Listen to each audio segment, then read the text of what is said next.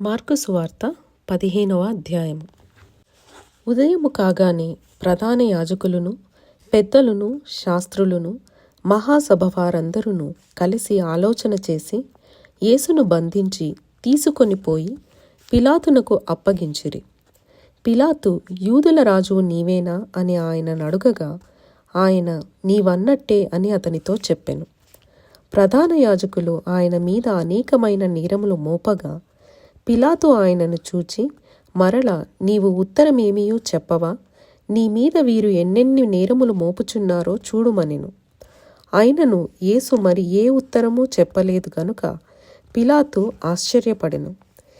ఆ పండుగలో వారు కోరుకొనిన ఒక ఖైదీని పిలాతు విడిపించువాడు.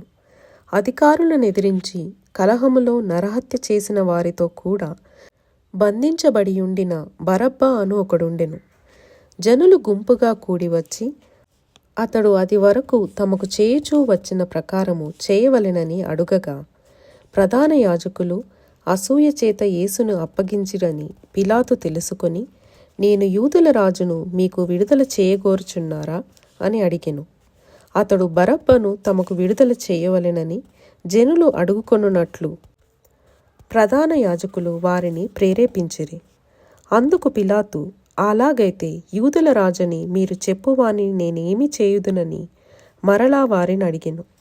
వారు వానిని సిలువ వేయమని మరలా కేకలు వేసిరి. అందుకు పిలాతు, ఎందుకు అతడే చెడు కార్యము చేసెనని వారిని అడుగగా, వారు వానిని సిలువ వేయమని మరీ ఎక్కువగా కేకలు వేసిరి. పిలాతు జనసమూహమును సంతోషపెట్టుటకు మనస్సు గలవాడై వారికి బరబ్బను విడుదల చేసి యేసును కొరడాలతో కొట్టించి సిలువ వేయనప్పగించెను. అంతటా సైనికులు ఆయనను ప్రేతోర్యమను అధికార మందిరము లోపలికి తీసుకొని పోయి సైనికులనందరినీ సమకూర్చుకొనిన తరువాత ఆయనకు ఊదారంగు వస్త్రము తొడిగించి ముండ్ల కిరీటమును ఆయన తలమీద పెట్టి, యూదుల రాజా నీకు శుభమని చెప్పి ఆయనకు వందనము చేయసాగిరి. మరియు రెల్లుతో ఆయన తలమీద కొట్టి ఆయన మీద ఉమ్మివేసి మోకాళ్ళూని ఆయనకు నమస్కారము చేసిరి. వారు ఆయనను అపహసించిన తరువాత ఆయన మీదనున్న ఊదారంగు వస్త్రము తీసివేసి ఆయన బట్టలు ఆయనకు తొడిగించి ఆయనను సిలువ వేయుటకు తీసుకొని పోయిరి. కురేనీయుడైన సీమోనను ఒకడు పల్లెటూరు నుండి వచ్చి ఆ మార్గమున పోవుచుండగా ఆయన సిలువను మోయుటకు అతనిని బలవంతము చేసిరి. అతడు అలెగ్జాంద్రునకును రూఫునకును తండ్రి. వారు గొల్గతా అనబడిన చోటునకు ఆయనను తీసుకొని వచ్చిరి. గొల్గతా అనగా కపాల స్థలమని అర్థము. అంతటా బోళము కలిపిన ద్రాక్షారసము ఆయనకిచ్చిరి కాని ఆయన దాన్ని పుచ్చుకొనలేదు. వారు ఆయనను సిలువ వేసి ఆయన వస్త్రముల భాగము ఎవనికి రావలెనో చీట్లు వేసి వాటిని పంచుకొనిరి. ఆయనను సిలువ వేసినప్పుడు పగలు 9 గంటలాయెను. మరియు యూదుల రాజైన యేసు అని ఆయన మీద మోపబడిన నేరమును వ్రాసి పైగా నుంచిరి. మరియు కుడివైపున ఒకనిని, ఎడమవైపున ఒకనిని 2 బందిపోటు దొంగలను ఆయనతో కూడా సిలువ వేసిరి. అప్పుడు ఆ మార్గమును వెళ్ళుచున్నవారు తమ తలలూచుచు, ఆహా, దేవాలయమును పడగొట్టి 3 దినములలో కట్టువాడా, సిలువ మీద నుండి దిగి నిన్ను నీవే రక్షించుకొనుమని చెప్పి ఆయనను దూషించిరి.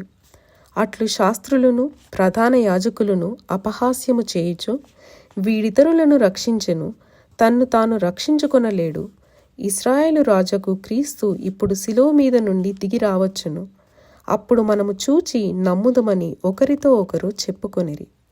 ఆయనతో కూడా సిలువ వేయబడిన వారును ఆయనను నిందించిరి. మధ్యాహ్నము మొదలుకొని 3 గంటల వరకు ఆ దేశమంతటను చీకటి కమ్మెను.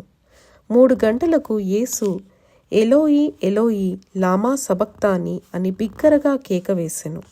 ఆ మాటలకు నా దేవా నా దేవా నన్ను ఎందుకు చెయ్యి విడిచితివని అర్థము. దగ్గర నిలిచిన వారిలో కొందరు ఆ మాటలు విని, అదిగో ఏలియాను పిలుచుచున్నాడనిరి. ఒకడు పరిగెత్తుకొని పోయి ఒక స్పంజి చిరకాలో ముంచి రెల్లున తగిలించి ఆయనకు త్రాగనిచ్చి తాళుడి.